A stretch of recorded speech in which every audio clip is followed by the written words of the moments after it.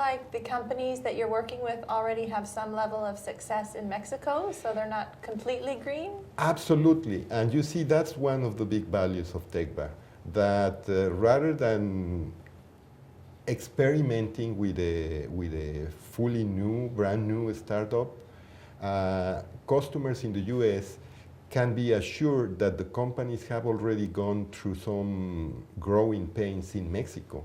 And here, of course, they are getting used to the environment and to the business environment, to the business climate of the US, but they already know how to be responsive to the customer needs, and they are already doing business in Mexico, typically for several years already before they come to the US.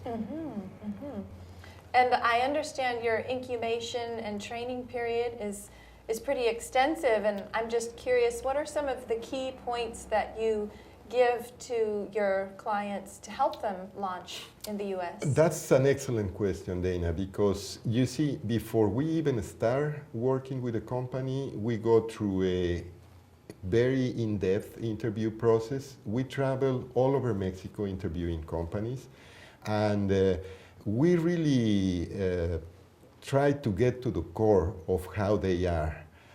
Of course, we are not perfect, but that is a first important filter. After we get the best companies, and by best I mean the companies that have a better chance of succeeding in the US market, after we find those jewels, we start working with them.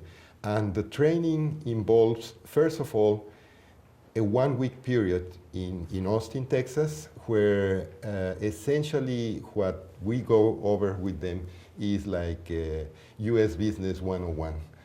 What is involved in doing business in the US? What's the difference between doing business in the US and doing business in